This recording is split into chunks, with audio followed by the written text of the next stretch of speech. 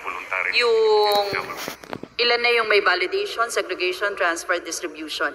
Last time, Mr. Speaker, I remember sa committee hearing ay sinabi ninyo na digitalization pa yung process nito at hindi pa na-finalize, Mr. Speaker. Ganun pa rin ba ang status nito, Mr. Speaker? Hindi naman, Mr. Speaker.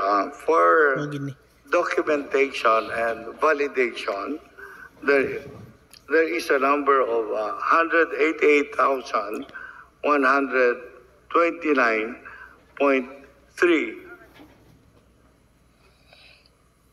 And for survey and documentation, some 12,769 and 5,890 for approval of survey plan.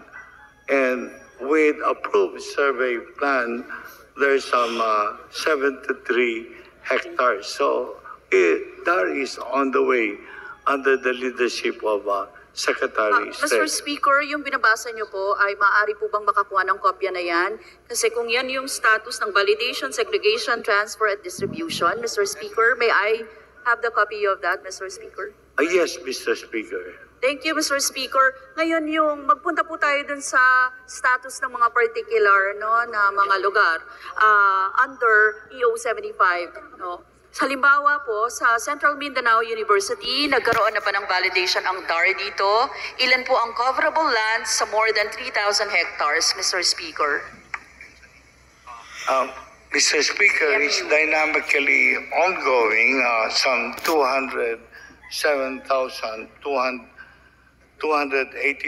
hectares, Mr. Speaker. So may validation na, Mr. Speaker? Yes, binavalidate na po. Hindi lang binavalidate, sinasurvey at saka some na-approve na po ang survey. So this will be under EO 75, no, Mr. Speaker? So Yes. the farmers will be happy, no?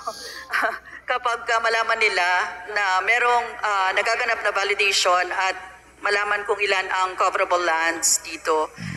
So 282 hectares po.